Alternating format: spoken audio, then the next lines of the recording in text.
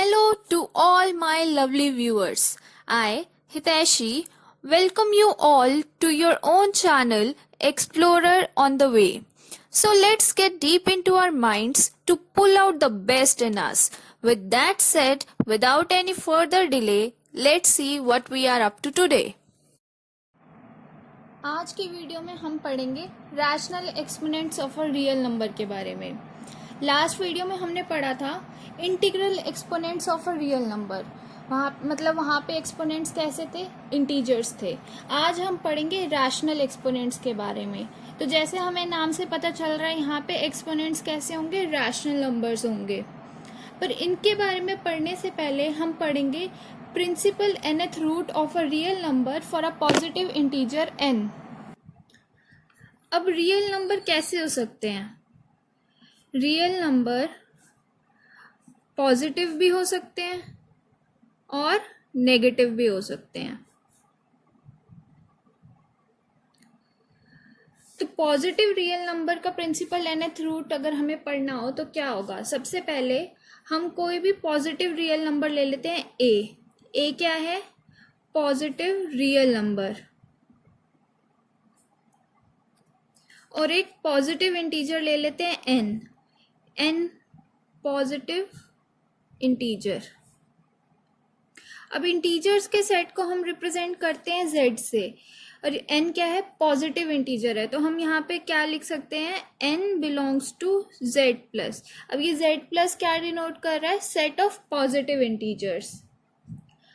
अब अगर a कोई पॉजिटिव रियल नंबर है और n पॉजिटिव इंटीजर है, तो इस पॉजिटिव रियल नंबर का जो प्रिंसिपल nth रूट होगा वो क्या होगा? वो होगा कोई भी unique positive real number x such that x raised to power n is equals to a। मतलब अगर कोई पॉजिटिव रियल नंबर है a और पॉजिटिव इंटीजर है n, तो जो ये पॉजिटिव रियल नंबर है a, इसका प्रिंसिपल nth रूट होगा कोई भी unique positive real number x such that x raise to power n is equals to a। तो जो a है, इसके nth प्रिंसिपल रूट को हम कैसे डिनोट करेंगे? हम उसे डिनोट करेंगे a raise to power 1/n, या फिर ऐसे nth रूट ऑफ a। अब यहाँ पे जब हम यहाँ बीच में n लिख देते हैं तो उसका मतलब होता है कि a की पावर 1/n है। जब हम स्क्वायर रूट लेते हैं तो हम सिंपली ये वाला साइन लगाते हैं, यहाँ बीच में कुछ नहीं लिखते। अब nth रूट है तो हम n लिख देंगे बीच में। तो ऐसे ही अगर क्यूब रूट होगा तो यहाँ पे 3 आ जाएगा n की जगह पे। फॉर एग्जाम्पल, अगर हमें दे दिया जाए कि a की वैल्यू है 16 और n की वैल्यू है 2, तो 16 रेज टू पावर 1/2 कितना होगा? इसका मतलब क्या? स्क्वायर रूट ऑफ 16 वो कितना होता है? 4, हमें पता है। तो अगर हम तो हमें पता चला कि यहाँ पे x की वैल्यू कितनी आई है? 4 आई है। तो यहाँ पे क्या कंडीशन थी? Such that x raise to power n is equals to a होना चाहिए। तो हम चेक कर सकते हैं x की वैल्यू क्या है? 4, और n की वैल्यू क्या है? 2। तो 4 का स्क्वायर कितना होता है? 16, और 16 किसकी वैल्यू थी? a की वैल्यू थी। तो मतलब ये कंडीशन भी सेटिस्फाई हो गई। तो सिमिलरली अगर हमें दे दिया जाए 8 रेज टू पावर 1/3, अब इसकी वैल्यू कितनी आएगी? Cube root of 8 is equals to 2। यहाँ पे भी हम ये वाली कंडीशन चेक कर सकते हैं। अब x की वैल्यू हमारी हो गई 2, n की वैल्यू है 3, तो क्या 2 क्यूब a, इस केस में a की वैल्यू क्या है? 8। 2 क्यूब 8 होता है? हाँ होता है। तो हमारा आंसर क्या है? सही है। ऐसे ही अगर हमें बताना हो नेगेटिव रियल नंबर के प्रिंसिपल nth रूट के बारे में, तो वो क्या हो जाएगा? अब इस केस में क्या होगा? a हमारा कोई भी नेगेटिव रियल नंबर होगा। यहाँ पे क्या था? पॉजिटिव, यहाँ पे नेगेटिव रियल नंबर। और n क्या होगा? Odd positive integer. यहाँ पे हमने n पे एक और कंडीशन इम्पोज कर दी कि वो ऑड होगा। पॉजिटिव इंटीजर तो यहाँ भी था, यहाँ भी है, बट इस केस में ऑड होगा। ऐसा क्यों होगा ये भी मैं आपको आगे बताऊंगी अभी। तो अगर a कोई नेगेटिव रियल नंबर है और n हमारा ऑड पॉजिटिव इंटीजर है, तो जो ये नेगेटिव रियल नंबर है a, इसका प्रिंसिपल nth रूट हम कैसे डिफाइन करते हैं? Minus mod of a raise to power 1/n। तो यहाँ पर नेगेटिव रियल नंबर a का nth रूट क्या होगा? Minus mod of a raise to power 1/n। मतलब principal nth root of a क्या है? Minus of principal nth root of mod a है। अगर हम यहाँ पे माइनस साइन हटा दें तो हमारे पास क्या बचा? Mod a raise to power 1/n। ये क्या होगा? मॉड a का प्रिंसिपल nth रूट होगा। तो principal nth root of negative real number a क्या हो गया? माइनस ऑफ या negative of principal nth root of mod a। For example हमें दे दिया जाए -8 रेज टू पावर 1/3। अब यहाँ पे a की वैल्यू क्या है? -8। n की वैल्यू क्या है? 3। अब n यहाँ पे कैसा है? ऑड पॉजिटिव इंटीजर है, तो इसकी वैल्यू क्या हो जाएगी? Minus mod of a। a क्या था? -8, मतलब minus mod of -8 raise to power 1/n। 1/n कितना है? 1/3। तो ये कितना हो जाएगा? माइनस ये वाला as it is, mod of -8 कितना होगा? 8। तो रेज टू पावर 1/3 ये आ गया -8 रेज टू पावर 1/3। तो 8 रेज टू पावर 1/3 कितना होता है? 2 होता है। अभी हमने यहाँ पे देखा था, तो ये क्या हो गया आंसर? -2। ठीक है। अब ऐसे ही अगर हमें दे दिया जाए -243 रेज टू पावर 1/5, तो इसका प्रिंसिपल nth रूट क्या होगा? Minus mod of -243 raise to power 1/5। ठीक है, क्योंकि क्या होता है? Minus mod of a raise to power 1/n। तो ये किसके इक्वल आ जाएगा? ये minus as it is, mod के अंदर क्या है? -243, मतलब उसका मॉड क्या आ जाएगा? 243 रेज टू पावर 1/5। ठीक है। और 243 क्या होता है? हम इसे कैसे लिख सकते हैं? 243 होता है 3 रेज टू पावर 5। तो ये क्या आ जाएगा? -3 raise to power 5 whole raise to power 1/5।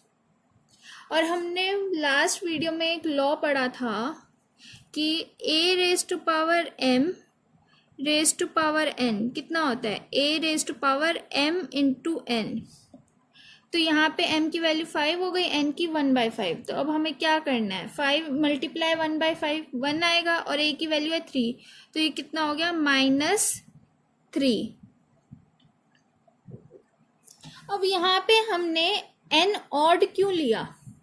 क्योंकि देखिए, अगर सपोज n इवन होता, जैसे इसी केस में हम ले लेते हैं, अगर n इवन होता, सपोज n की वैल्यू यहाँ पे होती 2, इवन है, तो हमारे पास क्या आ जाता? -8 रेज टू पावर 1/2 आता। ठीक है, मतलब हमें -8 का स्क्वायर रूट निकालना है। तो क्या कोई रियल नंबर, ऐसा रियल नंबर होता है जिसका स्क्वायर कभी भी नेगेटिव आ सके? नहीं होता। तो ये डिफाइंड नहीं होता। डिफाइंड नहीं होता किसके केस में? रियल नंबर्स के केस में।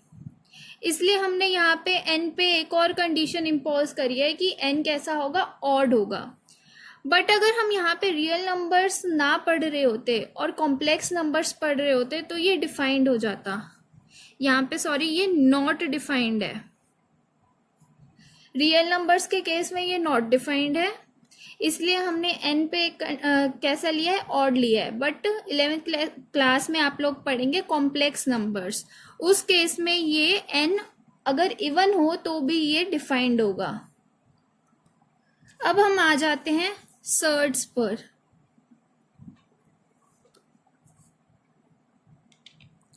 सर्ड या फिर हम इसे रेडिकल भी बोलते हैं। तो सर्ड या रेडिकल होते क्या है? इसमें क्या होता है? हम बोलते हैं कि a कोई भी रैशनल नंबर है। कैसे नंबर है? Rational number. मतलब हम क्या लिख सकते हैं? ए बिलोंग्स टू क्यू। हमने पढ़ा था कि रैशनल नंबर्स को के सेट को हम क्यू से डिनोट करते हैं, तो इसलिए हम ए बिलोंग्स टू क्यू भी लिख सकते हैं। और साथ में हम लेते हैं कि एन कोई भी पॉजिटिव इंटीजर है, मतलब कि n belongs to z plus. अभी मैंने आपको बताया कि पॉजिटिव इंटीजर्स के सेट को हम जेड प्लस से डिनोट करते हैं। तो थर्ड में हमने क्या करा कि ए कोई भी रैशनल नंबर है और एन कोई भी पॉजिटिव इंटीजर है, such that nth root of A, जो ए का nth रूट होगा वो कैसा होगा? Irrational.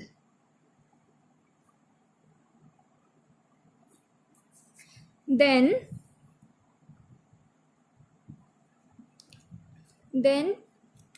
a raised to power 1 by n, a raised to power 1 by n, या हम कह सकते हैं nth रूट ऑफ a, या फिर हम इसे ऐसे भी लिख सकते हैं nth रूट ऑफ a को, इसको हम क्या बोलते हैं? सर्ड या फिर रेडिकल। a कोई भी रैशनल नंबर है, n कोई भी पॉजिटिव इंटीजर है, such that nth root of a is an irrational number, then nth root of a is known as surd or radical। nth root तो हुआ सर्ड या radical, पर जो ये सिंबल है इसे हम बोलते हैं रेडिकल साइन। क्या बोलते हैं? Radical sign. और किसी भी सर्ड में, मतलब इसमें ये जो n है इसे हम क्या बोलते हैं? Order of surd, order of surd. और जो ये a है इसे हम बोलते हैं रेडिकेंड।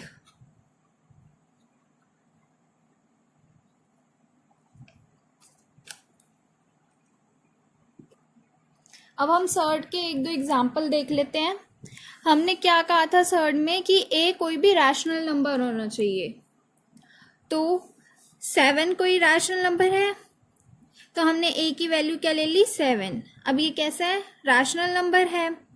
n कोई भी पॉजिटिव इंटीजर होना चाहिए, तो हम n ले लेते हैं 3, ये पॉजिटिव इंटीजर है।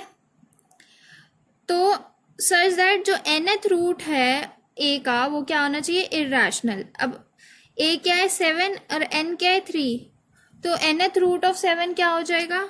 Cube root of 7, cube root of 7, ये इरैशनल ही आएगा। ठीक है, इरैशनल, क्योंकि हमने पढ़ा था कि कोई भी नंबर जिसका decimal representation non terminating and non repeating होता है वो कैसा होता है? Irrational number. और आप इसका डेसिमल रिप्रेजेंटेशन चेक कर सकते हैं, उससे आपको पता चल जाएगा कि ये इरैशनल ही आएगा।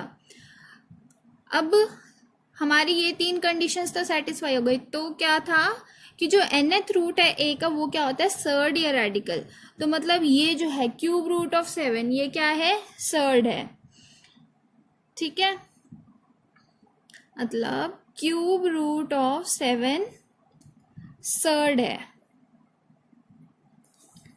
ऐसे ही अगर हम रैशनल नंबर ले लें 2, मतलब a की वैल्यू 2 और n हम ले लें 2, वो पॉजिटिव इंटीजर है और हमें पता है कि स्क्वायर रूट ऑफ 2 इरैशनल होता है, तो स्क्वायर रूट ऑफ 2, या हम इसे ऐसे भी लिख सकते हैं 2 रेज़ टू पावर 1/2, ये क्या हो जाएगा? सर्ड हो जाएगा।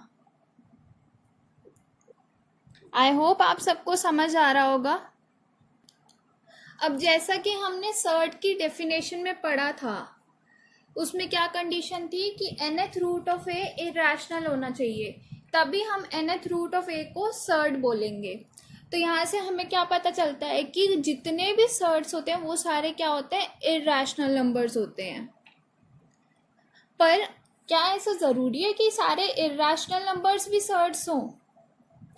नहीं, ऐसा ज़रूरी नहीं है, क्योंकि ये तो ज़रूरी नहीं है ना कि सारे इरेशनल नंबर्स किसी और रैशनल नंबर के nth रूट्स ही हों। ठीक है, तो यहाँ से हमें क्या रिजल्ट मिल गया?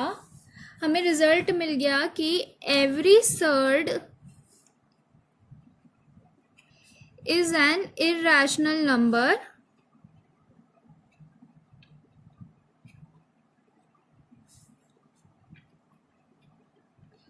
but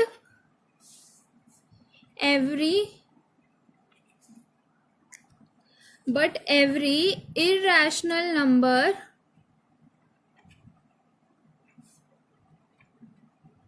is not a surd। ठीक है, अब हम पढ़ते हैं रैशनल एक्सपोनेंट्स, या फिर एक्सपोनेंट्स को हम क्या बोल सकते हैं? पावर्स। तो रैशनल एक्सपोनेंट्स या पावर्स की definition.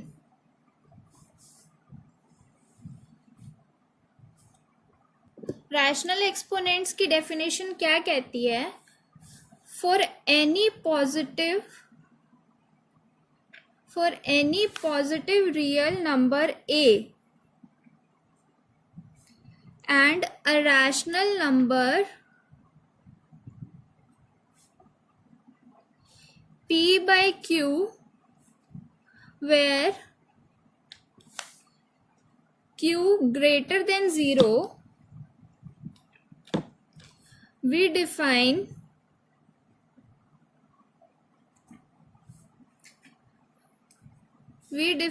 a raised to power p by q is equals to a raised to power p whole raised to power 1 by q।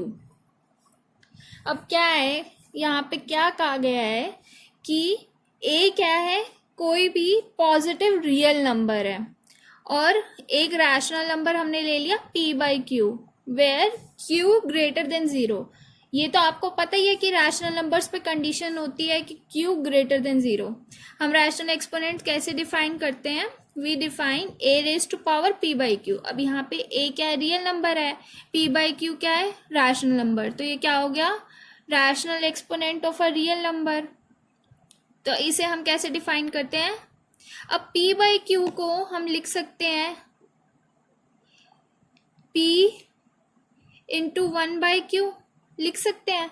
तो वही चीज़ हमने यहाँ पे यूज़ करी। तो और हमने कौन सा लॉ यूज़ करा है?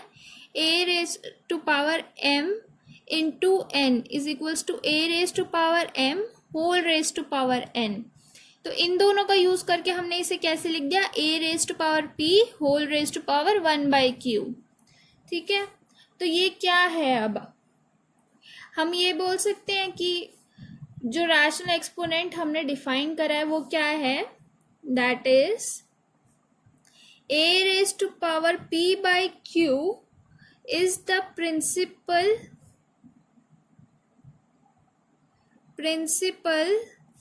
qth root of a raised to power p है। ये चीज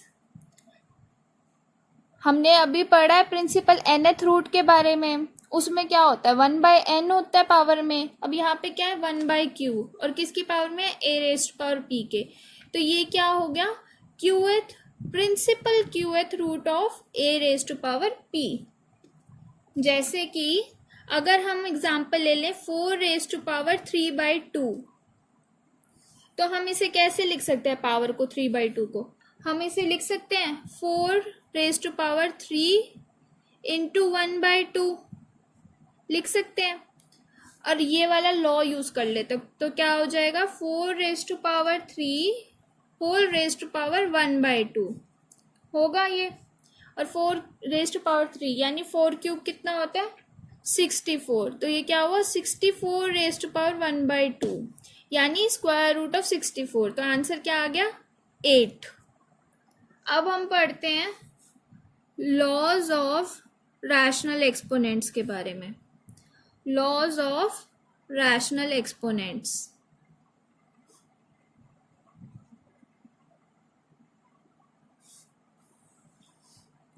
तो अब हम इसमें क्या लेंगे, क्या एज्यूम करेंगे कि ए और बी हमारे कोई भी रियल नंबर्स हैं और पी बाई क्यू जो है, पी बाई क्यू हमारा कोई भी रैशनल नंबर है।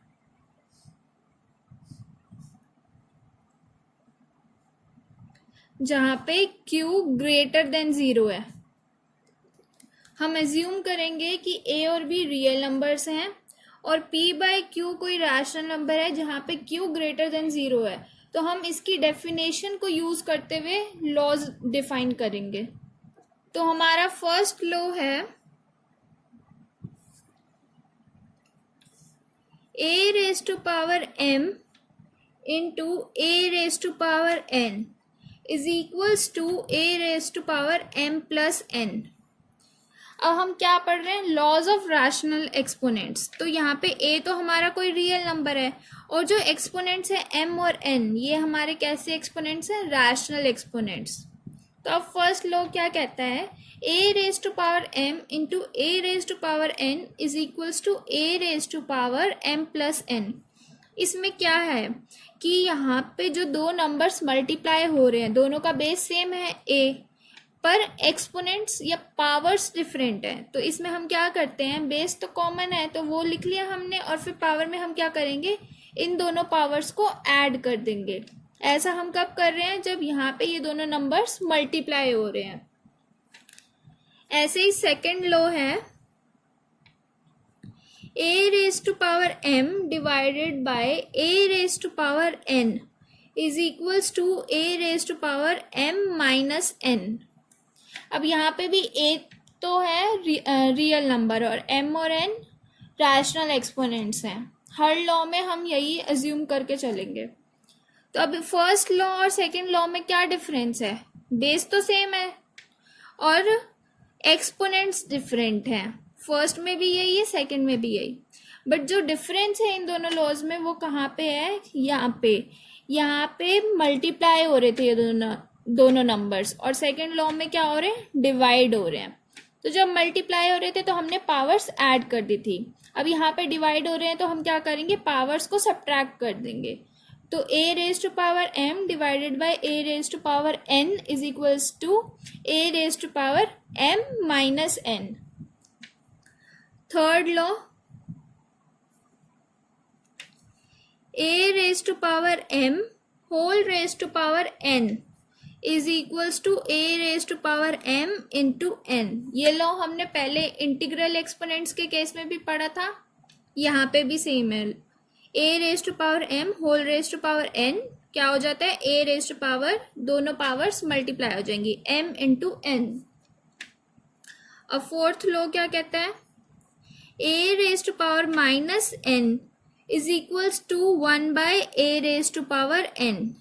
यहाँ पे पावर नेगेटिव थी तो क्या हो जाएगा, ये 1 by a raise to power n। Fifth law,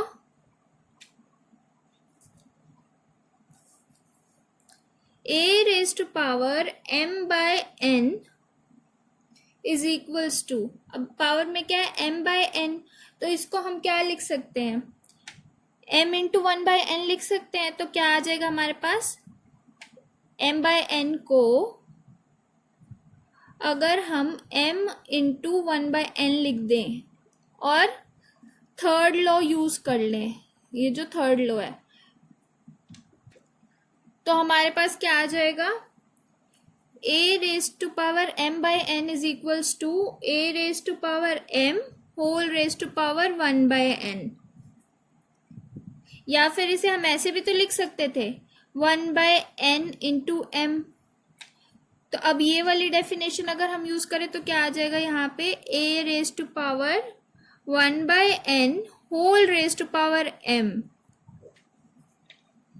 that is हम क्या कह सकते हैं कि a raise to power m by n किसके इक्वल है, इज इक्वल्स टू, यहाँ से क्या आ गया, nth root of a raise to power m। तो हम उसे कैसे लिखेंगे, ऐसे लिखेंगे, nth root of a raise to power m। या फिर हम क्या कह सकते हैं, यहाँ से क्या पता चलता है हमें कि ये क्या है, nth रूट ऑफ a की पावर में m है, राइट। तो हम क्या लिख सकते हैं, nth root of a raise to power m।